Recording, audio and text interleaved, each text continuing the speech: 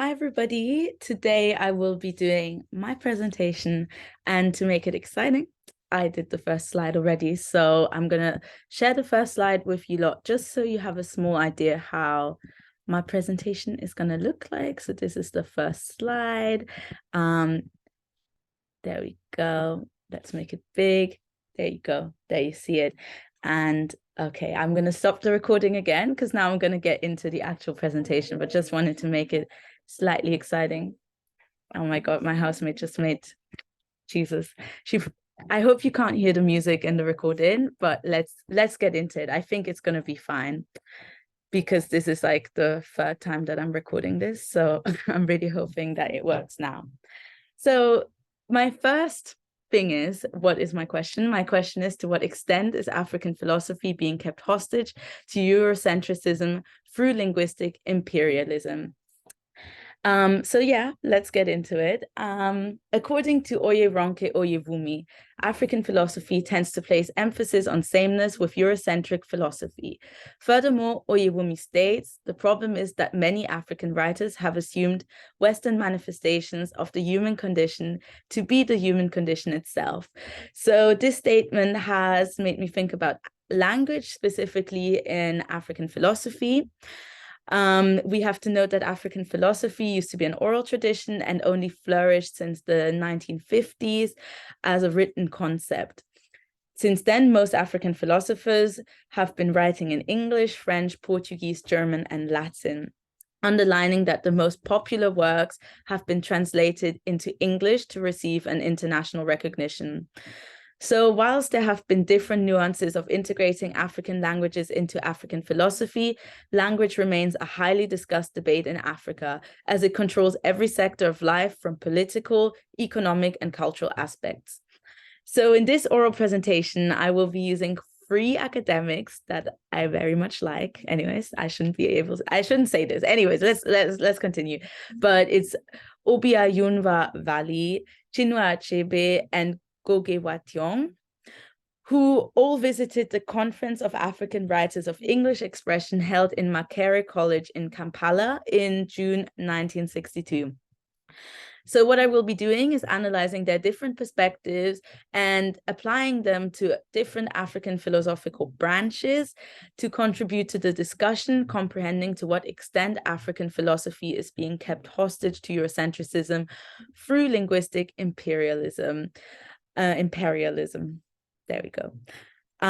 So just a little structure. I will be starting by conceptualizing my terms, and then I will be exemplifying the cogs of European languages, looking at professional philosophy. Further, I will be analyzing Ethiopian philosophy. I chose to take Ethiopian philosophy because according to my research, it is one of the purest, I want to say this like this, but purest forms of African philosophy because it hasn't been touched by European influences. Italians have occupied Ethiopia, but it didn't occupy it in the same way as other countries in Africa have been occupied. Anyways, that's not my topic, but just a little side note. And lastly, I also want to be analyzing ethnophilosophy to comprehend the nuances of languages. And at the end of this oral presentation, I will conclude why African philosophy in the 21st century is bound to be influenced by Eurocentrism. There we go. So, what time? I need to check. I can't even see how long I've been recording on this, because I don't know how much in detail I should be going into this presentation, just in case yeah, I'm going over time. But just to give you a brief outline, I will be conceptualizing linguistic imperialism, language, hostage, and Eurocentrism. Linguistic imperialism, in a very, very brief nutshell, refers to the transfer of a dominant language to other people. In the case of Africa, it's been done during the Berlin Conference in 1884, where English, French, German, and Portuguese have been made the dominant languages dominating African discourses until today. By language, I have been taking the definition of Duranty, that language understood as the particular set of speech norms of a particular community is also a part of the larger community of, my God. The thing is, I can't delete things on Zoom, so I'm just gonna run with it, because at this point I would redo the recording, and now I'm sitting here for like an hour, so I'm just gonna run with it. The definition Duranty states is that language is understood as the particular set of speech norms of a particular community, and is also part of the larger culture of the community that speaks them. He furthermore quotes, "Humans use language as a way of signaling identity with one cultural group as well as difference from others." Adding to the statement of identity, Gogiwa Tiong goes as far as describing language as culture, arguing that through language we mediate between me and my own self. He also states that language is thus inseparable from ourselves as a community of human beings with a specific form and character, a specific history, a specific relationship to the world.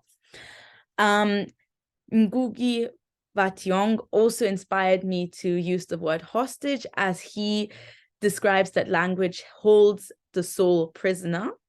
And I'm using the definition of the Cambridge Dictionary to describe hostage, which describes hostage as someone who is taken as a prisoner by an enemy in order to force the other people involved to do what the enemy wants.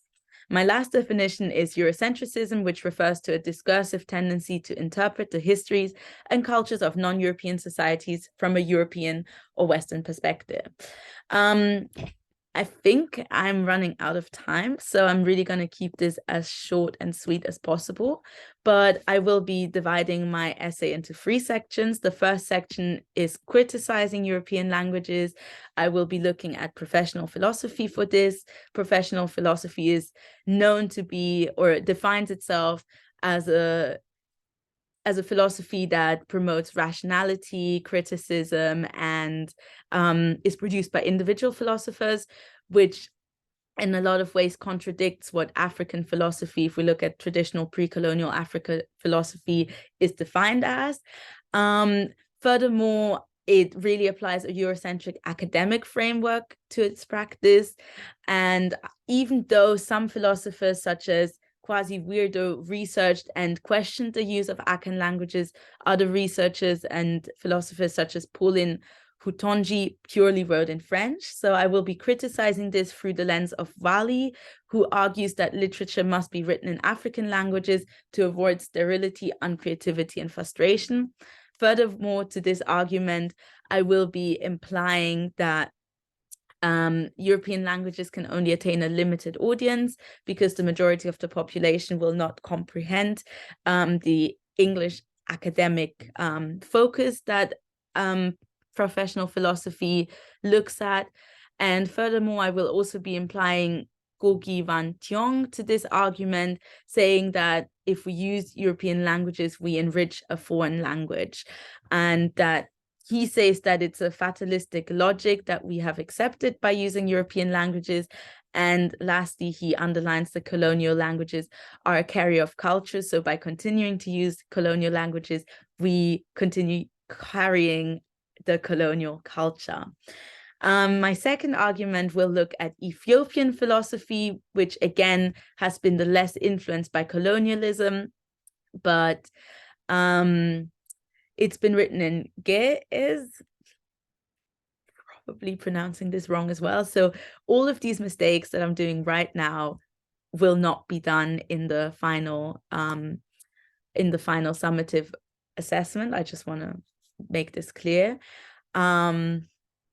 But yeah, looking at Ethiopian philosophy, I will say that it cannot contribute to current debates. So even though it's amazing to use that real language and it fosters creativity and exploration of the African language, it's not very practical for today's use, and also has a limited audience, again, because it doesn't reach an international audience, nor any other ethnicities within the African continent. It's very purely directed towards Ethiopian itself. And lastly, I will be looking at ethnophilosophy, which is the philosophy that takes current beliefs of cultures and turns them into writings. I will be looking specifically at Senghor, who praises the so-called Negro languages and and argues that they're expressive and colorful and a means of analogical images. However, he actually also writes in French, so I will be exploring this. And he states that French enables him a richer vocabulary. So again, that hinders African languages to be developed. So this is a point I have to admit, I'm not sure if I put Ethiopian philosophy and then ethnophilosophy, or if I go into the ethnophilosophy argument before stating the purest form Ethiopian philosophy, though that's still something I would love to have some criticism of. I know we're doing these videos to get feedback, so if anybody has a comment, I'm very appreciative of it.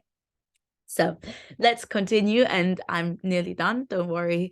My summary will be a sort of blend of everything.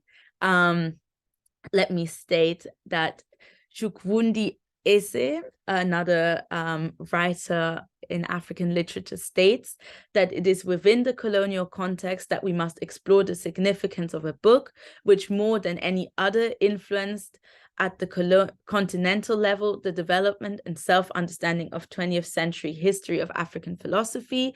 So by this, I mean that even though Gogi Batyong states that we can only really identify ourselves with our native languages, we have to see the global context of colonialism and modernity influencing African literature, and hence it is very difficult to produce African literature without respecting these influences, if that makes sense. I will be using Chinua Achebe to further explore this argument, as he's speaking that the present day situation in Africa is a consequence of colonialism. He states that the countries, the nations have been formed by colonialism, and hence the languages that have been produced in these nations are also a consequence to colonialism, but in a way, because, for example, Nigeria was autonomous communities before, and now it's a whole country, that enabled the people within that country for to have a mutual communication, which wouldn't have been possible if everybody only spoke their own ethnic languages. So in a way, using colonial languages, he states, enables a national and international exchange. And I will also be using Vali to argue that English is still in the making and development, and English languages have been developed in Canada, Australia, New Zealand, the West Indies, and America. And so we can also create a sort of Nigerian or West African form of English, which will be feeding into literature. So he argues that things should be translated, like proverbs and different quotes that don't exist in English should be produced as a new form of English language. But we shouldn't. My last argument is basically that we cannot fully detach from Eurocentrism in African philosophy because it's been influenced, and colonialism is a real history. And I think by trying to completely detach oneself, first of all, it's very difficult to actually attain that level of detachment. And second of all, it's as if we deny the colonial past that has indeed influenced the country. But personally, I also would like to argue that professional philosophy tends to really use all the European criteria, and also argues against ethnophilosophy. And I think that African philosophy can recreate and be creative with new boundaries of what philosophy means. Hence, I also argue that ethnophilosophy is a form of philosophy, because we do not need to base our arguments purely on how Europeans define philosophy. I hope that makes sense. In my conclusion, I will restate the arguments.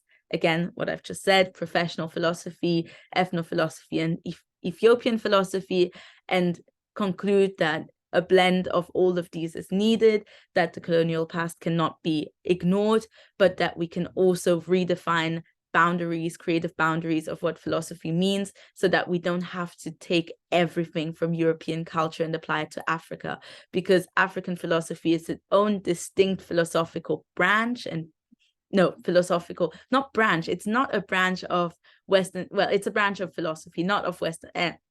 Wow, I'm getting myself confused. But I hope I could teach you a couple of things and that you lot might have a lot of feedback for me or some feedback. But thank you for listening. And yeah, I'm really excited. There we go.